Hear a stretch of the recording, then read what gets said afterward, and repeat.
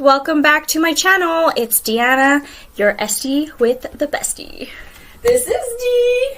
And this is D. We're the double D's. We're the double D's. And we're here to support you. You're talking to us through the screen. Oh, sorry. Let me just turn that off. You're 50s or older. You're like in your 30s. I know. Just really funny. Okay, so we talked about this for a while now. We were going to do a podcast. And super funny because we were going to call it T's with the double D's. T's with the double D's. Do you have anything else to say? No.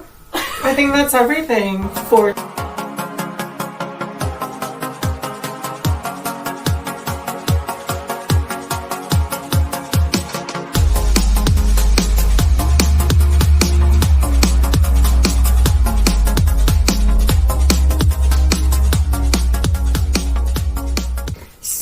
We have a special guest today. She is my mentor, my educator, my friend, and a colleague in the aesthetic industry.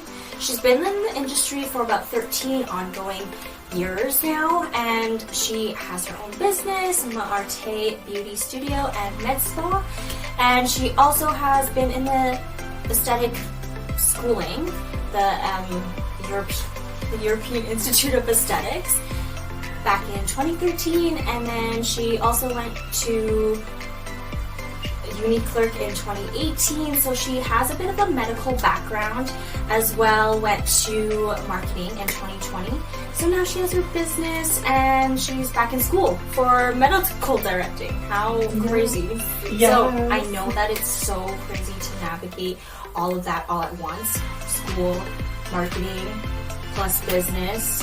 It's just all so hard to navigate. So, but anyway, super inspiring. I can't wait to share more. So, welcome, Diana D. Ferreira. Thank you. Thank you for being here. Thank you. So, welcome. Thank you so much for coming here and being on my channel. Thank you for having me. I'm super excited. I'm excited for you to be here, just because it's something that I always wanted to share with other people that and other people in the industry of like their thoughts and their knowledge. So it's nice to have other people in the industry in this, especially because you are my mentee. So yes. Okay, so tell us a little bit more about yourself.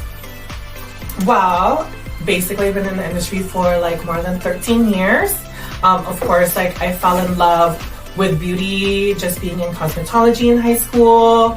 I wanted to do like hair, like makeup and like all of that stuff. But then the moment I like touched someone's hair, I was just like, No, girl. No, hair is not for me. And then we started doing facials in high school, and that's when everything changed. I was like, I didn't even know this was possible. And then of course I started having skin issues. And that's when everything was just like, okay, like I want to fix my own issues, but then I want to be able to help other people that have the same like acne issues that I've had. So you were trying to find or educate yourself like why you were having these issues, and then it just became like passion to figure it out, and then you want to share it with other people. Yeah, I feel like a lot of us have that issue too. Like when I guess I didn't really have that issue, but it's like you learn about all these things with your skin, and especially because my grandma, she always taught us, use all these skincare products and your skin will be glowing. And not that we had much concerns, but it's like when I started to learn more about other concerns, people's concerns, and then I started learning about the science behind it and what's going to help it, it really interested me. So yeah, it's really cool to share. Today, actually, I brought D to really answer some questions about education and why it's so important. So I really want to share the experiences we both had, because we were in the same school but at different times, different decades actually. Yes. Which is so crazy. Okay, so she was back in the aesthetic school in 2013, and then I was in 2022. Yeah. 2023. Oh yeah, like 2022, basically a decade. Yeah. Okay. Mhm. So tell us your experience in school because it was so different. We always talk about this. It was super different. Back then, school was literally like 5 days a week, like 8 hours. You have to like show up. They like log your hours. You basically have to like clock in. Yeah. And it was very like you have to be very disciplined. It was really strict. It was Like, very strict. The school is amazing. Okay, Yeah. as you all know, we both went to European Institute of Aesthetics. Yeah. It is one of like the best schools that you can ever go for in Western Canada. Yeah. One of them, because there's quite a few now. And I think to me it was so different because my classes started in the middle of the year. Oh. Yeah, so it started in May, ended in December, and they offered like the Sedesco International certification during that time too. So it was heavily like surrounded by theory. Yeah. And heavily surrounded with like international standards. It was funny because when we read the manual before I went to school, because we had to do theory online because this was like after COVID. So everything changed after COVID. Everything was like online. So they kept the online for theory, but then you do hands-on work, like the actual clinical stuff in class. But then we do the theory online, and I remember like I did all the theory online, and by the way, it was super chill because they weren't really like there was no eyes on us, so it's just like, okay, we'll just have it running. But I know that I'm a hands-on learner, so even if they're talking, I know that when they were talking to us through the screen, it's like, okay, I'm not gonna learn anything until I go into class. However, I did try to study. And then after going in, they had the manual of like, student handbook, which is what they call it. And it's all the rules that you read about before going in. And it was like, you have to have light makeup, you have to wear black pants, black shirt, and you can't wear a tank top. And I'm like thinking to myself, because they also had like the scrub top or a white lab coat. Yeah, the lab coat, the white lab coat. And I'm thinking to myself, okay, if we had the white lab coat on top of our black shirt, how would you know if it was a tank top or a t-shirt? And I don't think they really would have known anyway, because a lot of us wore tank tops because it was super hot. But anyway, it was not that strict. When I first day of school, I was very like bang on, like the shoes did not have any logo, like that was how strict it was. And then I know back in your experience, it was like it was very because there's like I think back then the industry was very like you have to portray a certain image. Yes. So it's always like you have to be like always put together because people's experiences back then is just like, like estheticians are this like new upcoming thing. Yeah. Like we have to be like prim and proper, and like our hair has to be like pulled back, makeup like on, like even like slight natural makeup and everything. Like of course like your girl got away with some things, but it like a lot of discipline was taught to us. Yeah.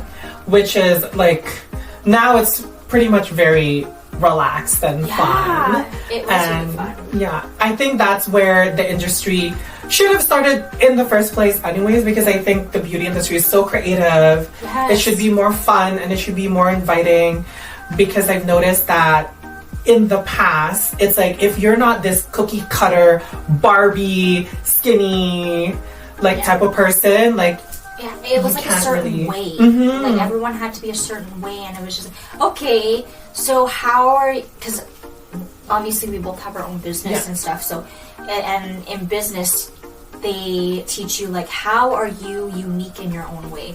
But if everyone went to school, it's like, okay, everyone is the exact same. You have to be prim, you have to be proper, disciplined, all the same thing. How would you bring your uniqueness into your business, if that makes sense? You know what I mean? Like if you weren't unique to your own self and bringing that to your business. So yeah, I think that definitely back then it was very proper, very strict, very disciplined. And I feel that there was not very much space for creativity. And that's essentially what it is. Like in my experience in school, my favorite part was my teachers and my classmates, of course. I think that was the best part of school, and each of them, like each of our teachers were inspiring in their own way. So they were able to share their creativity in their own way. And it was so fun in each class because everyone was different. And then we were also able to have the space to have that own creativity and bring our own uniqueness, which was super awesome. So that's what I love about my schooling at the time. But, yeah, what was your favorite experience? I think my favorite is that I got to be with like the same group of girls. Yes. Like throughout the whole entire thing. Yes. We all got to like struggle through like the same theory together because we're all taking it at the same time. We always got to practice to each other, so we got to learn about each other's like skin and what works, what doesn't. So I think that was the most enjoyable time. But having a bunch of girls that you've seen throughout the same like entire semester and year, there's some the dramas that happen. Too much estrogen in the room. It happens, but I think after our group of girls left, I think there was a couple guys that actually went in, which was super cool. And I'm like, oh, men are coming into the industry. And I wish we had that experience. But we also had all girls. And the same thing like you. We had a small group of girls, which was really nice. Because I don't know how it was with you guys, because I know that you guys had an actual classroom. But we only had like the clinical rooms as our classroom. So our groups were really small. I think the max was 8 girls in each class. So we all were just together. We did everything together. We helped each other through it. I remember we cried sometimes, and I was like, oh my gosh, this theory is too much. I don't know how I'm gonna pass. But yeah, we just helped each other. We supported each other no matter what. And I think it really depends on the group of people you get too, right? So it depends on their energy and your energy. And we had such a mix of different ages in women in the class. So it was so fun to see, because we got like the girls who just got out of high school, and then the girls who were in their 40s, even older and or more mature. And you know, we had such a good mixture of age and energy, and we just all worked. It was so nice. Yeah, it was pretty much the same for me. We were like a small group of like 6, which is really nice, because I think no one wanted to take class in like the spring, summertime. No. So we were a small group. We had like a mom. We had there was me who was just right out of high school. So we were like a good mix. It was pretty fun. The teachers at that time was like pretty fun too, which they're very knowledgeable in the aesthetic industry. Yeah. And I think my favorite one is still working there. I don't think she'll ever leave. I don't think so. No, I think she's going to retire there. Yeah, I think she loves what she does too. She loves sharing her knowledge. She's like heavy. Like, I'm a heavy theory person. Yes. So she's down to the book. She's very like, that teacher was very theory heavy too, which I love. Yeah. So that's how we were able to like click, and like the science behind all the things that we did is what she like really excelled at. Yeah. So that's why I like really loved it. Yeah. But with my experience, we had different groups of girls like coming in like September, and then another group in like December. So it's like the place was full. It was basically like half that block was basically the school. So like the way you see it now, it's so because a lot of things changed. Like that whole wall of lockers used to have a door to the classrooms. So that like the other side of the wall. the other side of the wall. Okay, so then they just renovated and cut it. Okay. Wow. And I think also because like you guys did theory in class too, right? So that's why. It was like a few weeks of theory, and then like a couple of weeks of like the practical, and then an exam for that one, and then we do the next part. So if like, for example, if we're doing facials, we learn facials for like 2-3 weeks for the theory, then we do practical, and then exam. Wow. Yeah, because then we learn a new one. We did all the theory first. All the class theories. So it was just when we went to class finally, it's like reviewing. They're like, okay, we're doing facial today. Okay, yeah, we should probably read back. Because our theory was like 2 weeks long. And we only had 2 weeks to like do all the theory for all the classes. Before. Your theory is very condensed though. Really? Yeah. Compared to what you had? Oh. We had 2 big white binders for like the first half of the year and then the second half of the year. Was it necessary? It was. It was very necessary. You think I was dumbing down? I'm a dummy down. But like I should have brought it. But like my binders were literally like highlighted and like written, and it was like crazy. I loved my highlighting. I loved how we still had physical books too, because most of them were online. But one thing I didn't like is that we had to wait for the theory books to come, and we had to order it individually. It was, I think that was the most frustrating part. But you guys got like a whole big binder handed to you for all the classes. Like in the first day of school, we had to bring our own white binders, but we got handed like a giant like pile. Were they strict about like it being like white? Yeah. That is how strict it was. Okay? I'm like, why are you saying just white? I'm like, why can't it be black? So like our inside things has to be white. Yeah. And like it either has to be short sleeve only or long sleeve. But they wouldn't know. They would check. They would tell you to strip down. To like look. they would like see it. Yeah. Oh. Well, there you go. That was our experience in school. Yes. Why is education so important in the aesthetic industry? In the industry, we work so much with like people's skin, and like we're affecting them outside in their bodies. Yeah. So education is very important for us to not do any harm, because we want to actually treat our clients and our patients instead of causing more damage than good. Yeah. Because like there's so many out there that I would consider like cheap treatments, but they either don't do anything because they're just there to sell, or they do more damage from certain experiences that I've heard. Yeah. Or you've seen on the internet of people getting microneedled, like their skin is like scarred, or like they would do like a chemical peel and all of a sudden their skin is like breaking out in rashes and it's burnt and everything because nobody had that proper education and they're not following proper protocol, or they get their education from someone online and they've never had on like any hands-on training. Yeah. I think it's so important because not only are we the professional, but we're providing the treatments, and we need to know all the like protocols, the history that can be contraindicating to the treatment itself. And sometimes if you don't know the history of somebody and you don't know the education, it's like if it was contraindicating, it could cause more harm. I think that's where you're going at. Yeah. So I have like a story where I have a patient and she actually got microneedled by someone reusing their tips, and she actually broke out in like crazy acne and cystic acne because of bacterial transfer.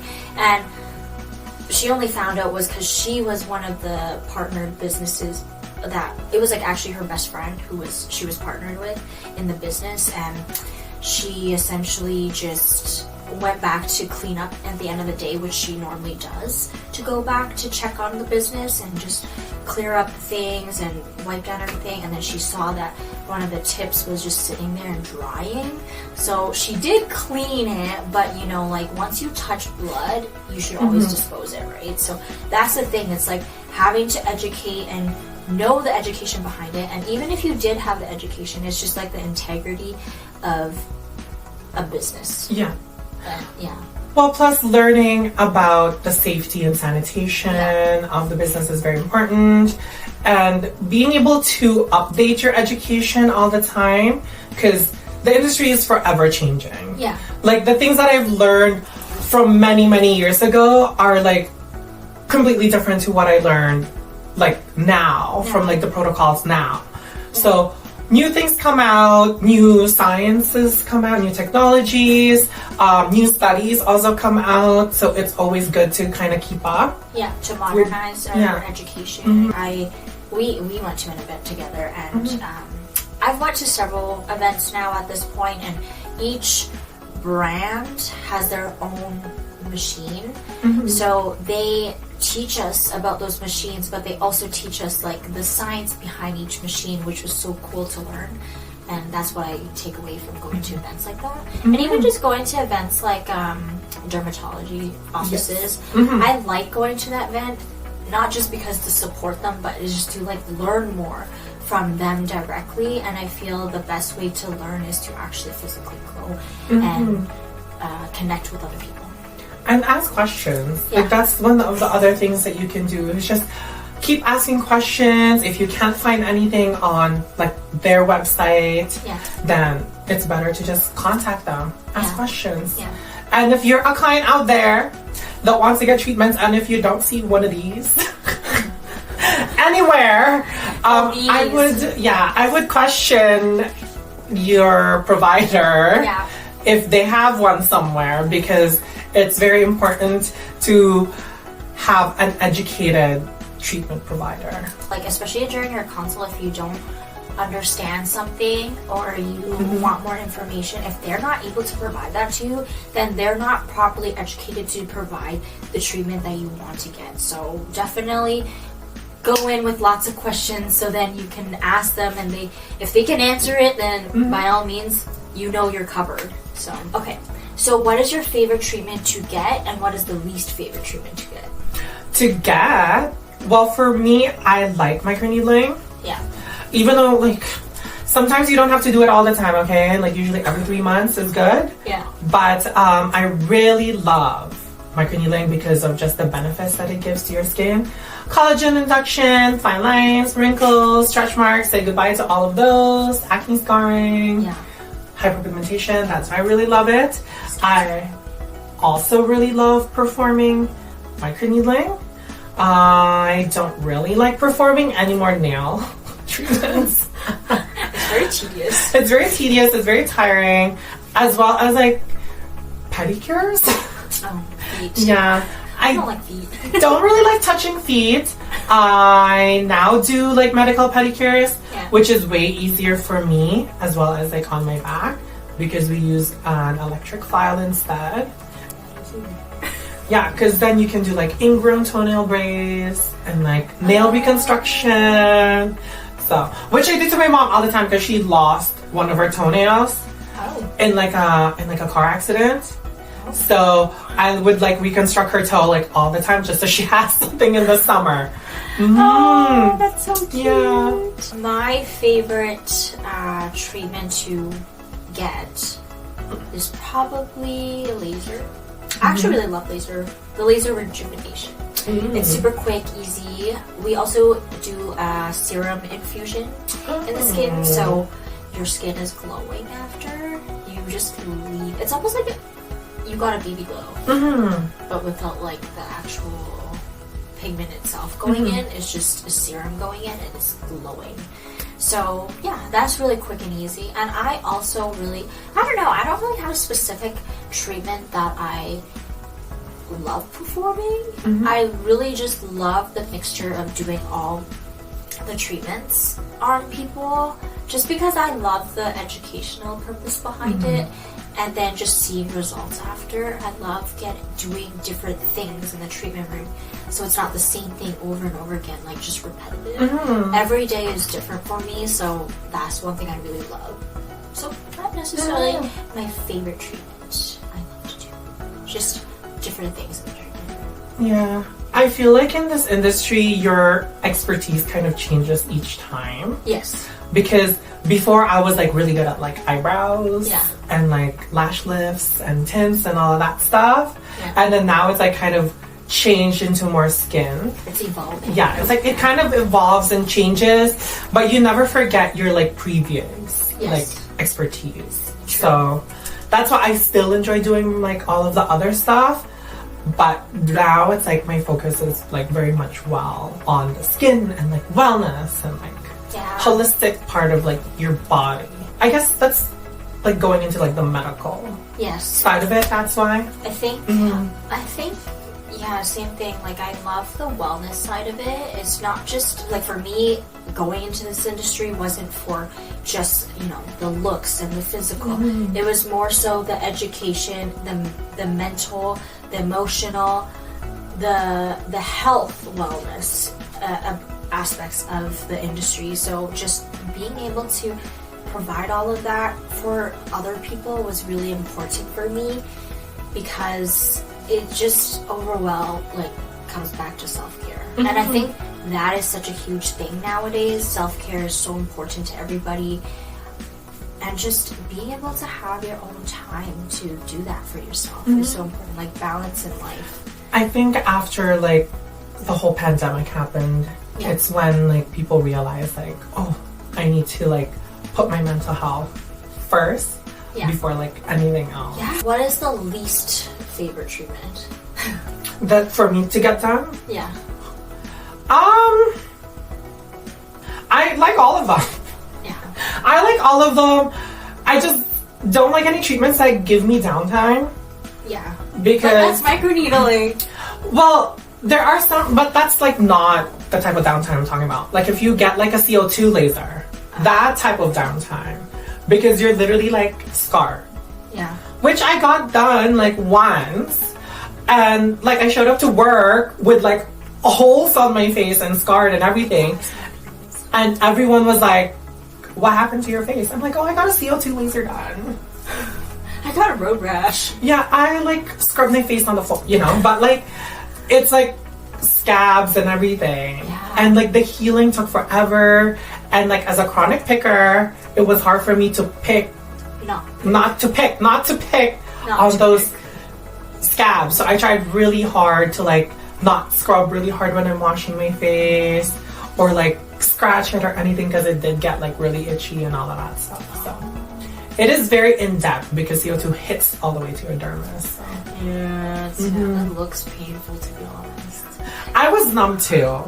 Was it painful? And I still felt it. Yeah. Okay, by the way, that's not to take anyone away from doing CO2. It's a really good treatment. It's a wonderful treatment if you are looking for something to treat your skin from basically everything. It is like the top level laser resurfacing that you can ever get, and you only have to do it like twice in your lifetime if you want. If you want. If you have super deep scarring, is something deep scarring, deep wrinkles. Yeah. So I usually say if you're like your 50s or older, it's best done for people that are a bit on the mature side of the spectrum. Yeah.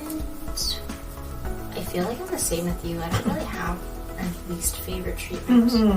I think in the beginning it was microneedling, just because when I was in school, when we were practicing on each other, I just feel like I metabolized the numbing fast. Okay, here's the thing. It's a great treatment. I love it now. But that's because I went to get the BLT numbing, which is so much stronger than Mr. Numb? Doctor. Numb Master. Numb Master. Mr. Numb.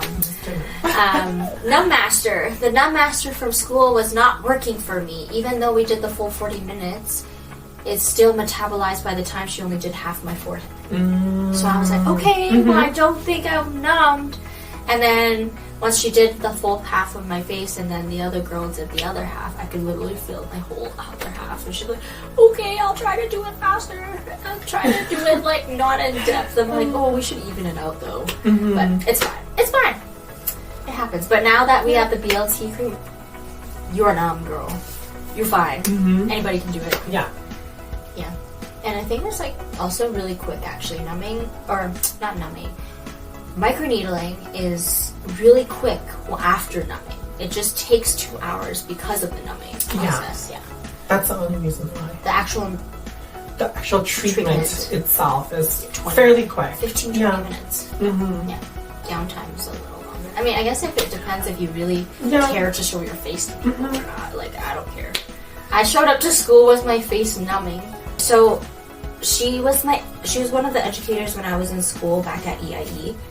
And this was probably like, I already did probably a month of microneedling already when I was in school, so we practiced on each other. She had a student, which was one of my classmates, who needed a model, so I came in with numbing on my face, wrapped like a mummy, and everyone just knew I was a model because I was numbing my face, but it just took the time out from her numbing my face and cleaning my face, so. Well, I think she still needed to numb you a little bit, though. Just for her practice. Yeah, yeah. But I just wanted to make sure I was numbed. Yeah. Because it was painful. It hurt.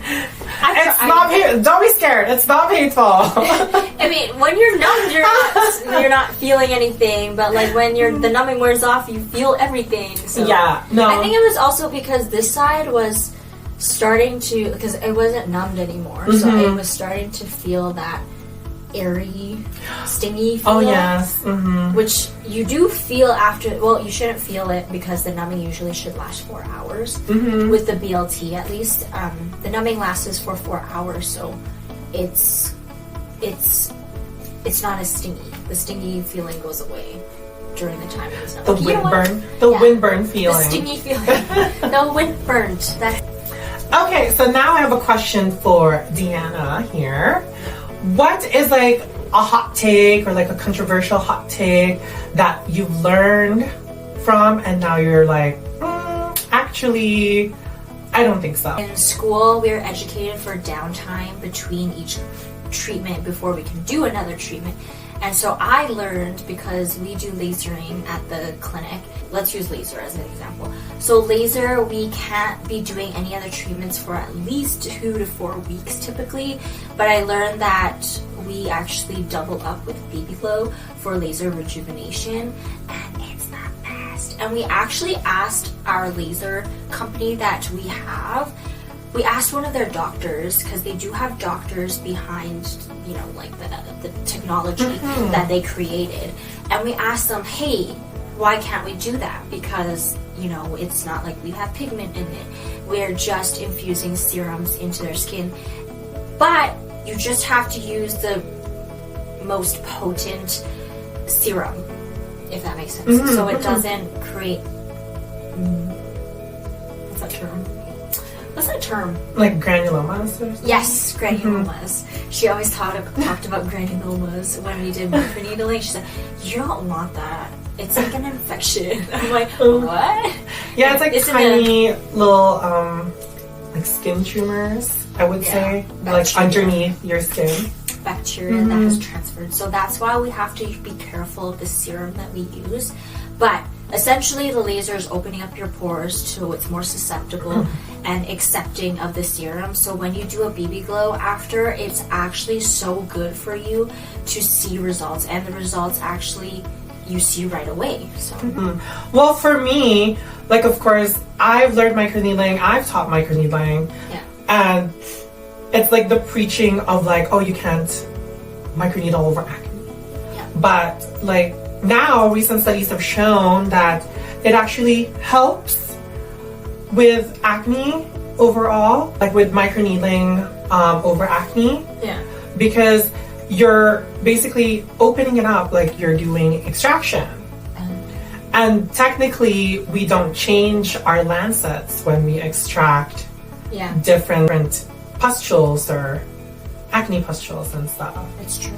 So with microneedling, it's basically the same thing. You would do the whole entire protocol, avoiding those areas first, and then you would stamp on the acne lesions at the end. So you're not spreading. So you're not spreading it, and you're opening up that pore technically, so that oxygen can go in and kill that bacteria. You would just basically, you want to open it up, because then that way it will. The oxygen from the air will naturally just kill that bacteria. Or if you have an oxygen peel, it's really nice to use it on there after. It's really great. The mask, you mean? The actual peel. The oxygen. I didn't know that. Yeah. It's really nice. It really like takes down inflammation. After microneedling. Yeah, it takes down that inflammation of that acne. Wild. And like it's flat. Like basically like the next day. Yeah. So it's a wonderful treatment. Huge improvements on my acne clients. Wow. I also do it on regular clients that just want like overall rejuvenation too. And another contradictory hot take. Okay. Is that like, to me, skincare is, as long as my client has something that they use, like that's okay for me. Yeah. Like, I think it's better than nothing, right? It's better than nothing. If they're buying it off like the drugstore, like that's okay. Like, of course, we want you to use the highest quality skincare. Yeah. But it's better for you to have even just the basics of cleanser, moisturizer, and sunscreen. I think so too. I think a lot of people in the industry really push for people to buy high-end products and medical products. Here's the thing, I do encourage that, but I feel that the economy is not the greatest right now for everybody to be spending thousands on like medical grade products, which I completely understand. So I feel that as long as like you have something, is better than nothing. But we still want to know what you're using, just in case it contraindicates you to the treatments that you're getting done. Yeah, that's because for sure. all we care about is like you're consistent with your routine and your monthly facials. Yeah. Anyways, thank you so much for coming on with me again and doing this video with me.